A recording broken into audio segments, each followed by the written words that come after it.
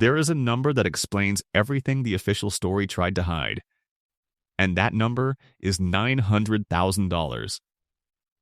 That is how much Phil Mickelson owed the man who carried his bag for 25 years, the man who stood beside him for 41 PGA Tour victories and 5 major championships. When the split was announced in 2017, the world was told it was a mutual decision. It was not. The caddy did not leave the player. The caddy fired the player. And the reason was sitting on a ledger sheet the entire time. Before we go further, here is a question worth your answer in the comments. Does loyalty in professional sports still mean anything today? Tell me where you stand, and if you care about the real stories behind the polished headlines, the ones the public relations machines would rather you never hear, subscribe to this channel now, because this is exactly the kind of story we tell. To understand how it ended, you have to understand how it began.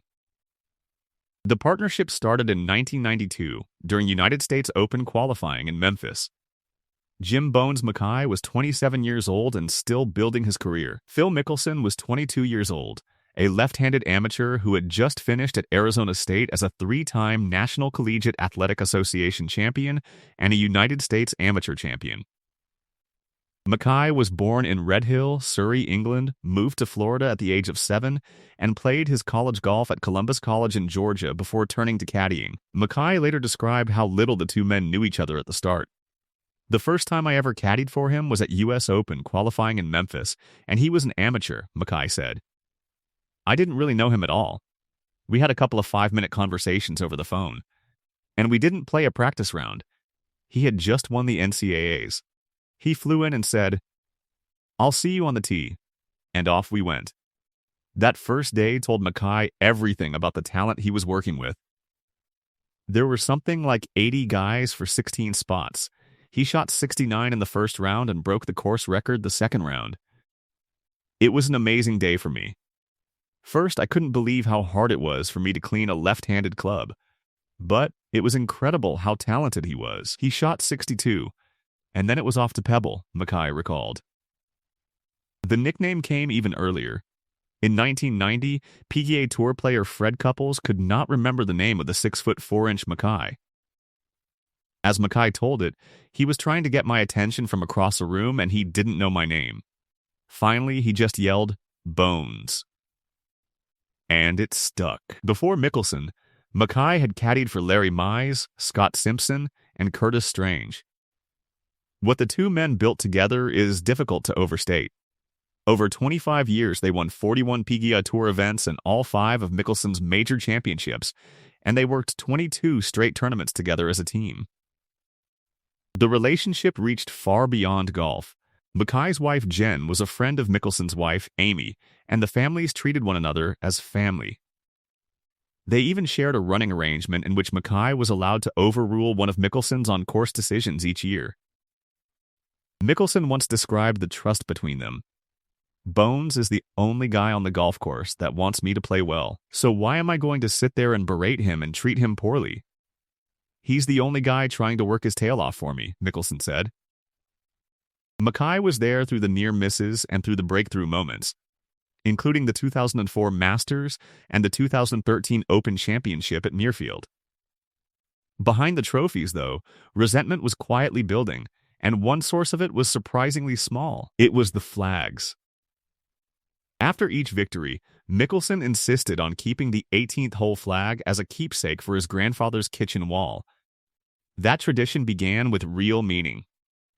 Mickelson framed the flag from the 2004 Masters, won 4 months after his grandfather's death, and presented it to his grandmother. Mackay understood and respected that gesture, but 19 more tour victories followed, including 4 majors, and Mackay never got to keep a single flag. Among caddies, keeping the 18th hole flag is a tradition, and every other caddy who has won the Masters has kept that flag. A person very close to Mackay described how deeply the broken tradition cut, calling it hugely disrespectful to a caddy who had given so much. At dinner parties the Mackays hosted during the week of the Phoenix Open, players and caddies would often ask the same question: where are all the flags? It bothered Mackay in a way that outsiders found hard to understand. The deeper problem, however, was money, and Mickelson's finances were under real strain. According to the biography by author Alan Shipnuck, Mickelson had gambling losses totaling more than $40 million in the 4-year period from 2010 to 2014. Those losses were revealed during the Billy Walters insider trading investigation when government auditors examined Mickelson's finances. In those prime earning years, his income was estimated at just over $40 million a year. After taxes and after paying for his planes, his homes, his agent, his caddy, his pilots, his chef, his trainer, and his swing coaches, the excerpt noted he may have been close to breaking even, and possibly even in the red. His income then dropped considerably during his winless years from 2014 to 2017. That squeeze reached Mackay directly. The FedEx Cup began more than a decade into their working relationship. Mickelson made various promises to give his caddy a percentage of the bonuses he won, but for a full decade he failed to pay up. By Mackay's own calculations, he was owed $900,000. In the months before the breakup, as the relationship grew strained, Mickelson paid Mackay $400,000 toward the FedEx Cup debt, but Mackay was unhappy not to receive the full amount. He was also increasingly irked by Mickelson's disregard for his advice and by Mickelson's habit of arriving at the golf course later than he had told his caddy to arrive. This is where the official record and the truth divide. The public was told the split was mutual. According to Shipnuck, that was nonsense. The reality is that Mackay fired Mickelson 3 weeks before the announcement at the 2017 Memorial Tournament over a series of long-simmering grievances that included the overdue back pay. On June 20, 2017, the two men released matching statements designed to make the parting sound amicable. After 25 very rewarding and memorable years, Bones and I have mutually decided to end our player-caddy relationship, Mickelson said. Our decision is not based on a single incident. We just feel it's the right time for a change. He added, Bones is one of the most knowledgeable and dedicated caddies in the world, and the next player to work with him will obviously be very lucky. Mickelson also said, he has been one of the most important and special people in my life since the day we met, and I will always be grateful for everything he has done for me. Mackay's own statement matched that tone. When Phil hired me in 1992, I had one dream, to caddy in a Ryder Cup, Mackay said. I wish Phil nothing but the best. His game is still at an elite level, and when he wins in the future, definitely the Master, I will be among the first to congratulate him. He also observed, player-caddy relationships don't often last that long. The reaction across golf was disbelief. John Wood, a longtime tour caddy and later a commentator for NBC Sports and Golf Channel, captured it plainly. It felt like your parents were splitting up. The friendly public statement served a purpose. They let Mickelson save face, and they let Mackay make a graceful exit that kept his career options open. A week after the bust-up, during which Mackay finally aired all of his grievances, Mickelson paid his caddy another $400,000 of the overdue FedEx Cup money, bringing the total to $800,000. He also overnighted to Mackay the flags from their wins at the PGA Championship, the Open Championship, and the 2006 and 2010 Masters. But Mickelson autographed those flags in comically large letters, which Mackay felt disfigured the keepsakes. According to a source close to him, Mackay has never displayed the flags in his home, and he has plans to someday sell them and donate the money to charity. The math tells its own story. The debt was $900,000, and the total paid was $800,000, leaving Mackay short by $100,000. And there was no way to force the issue. Caddies do not work on written contracts. They work on handshakes and trust, which means that when trust breaks, they have little legal recourse. What happened next is where the two paths separated.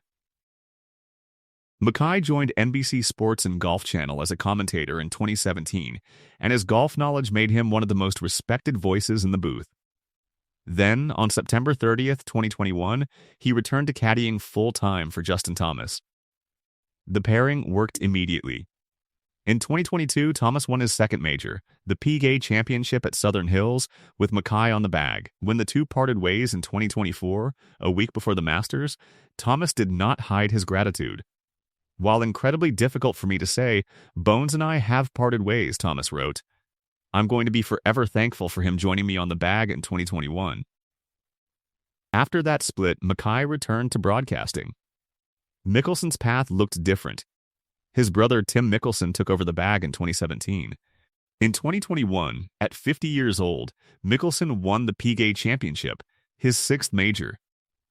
He then left the PGA Tour for Live Golf and its reported $200 million deal. Tim Mickelson eventually stepped away in 2024 for family reasons, and Mickelson brought on a new caddy, John Yarbrough. This story is about more than two men. It exposes how professional golf treats the people who carry the bags. Caddies have no contracts, no union, and no job security. They work on handshakes and trust, and when that trust is broken, they have nowhere to turn. Consider the scale of the money involved. Mickelson has earned more than $96 million in on course prize money, plus endorsements, plus appearance fees, plus the reported $200 million Live Golf deal. The debt he owed Mackay was $900,000, an amount he could have paid in full without feeling it. There is another side to the man, and it deserves a place in this story. In 2026, speaking on the Dan Patrick Show, Mickelson said he never lost respect for Mackay, and he pointed to the hardest days of his life. When I went through the most difficult time in my life when Amy was going through her battle with cancer, the first person to show up was Bones, Mickelson said. That really taught me a lot, because what I learned through that process is when people are going through a tough time, you just show up. Those words describe genuine friendship, yet the unpaid $100,000 and the absence of a full accounting remained, and they sit uneasily beside the warm memories. So the question returns, and it is the one worth answering. Was Mackay right to walk away?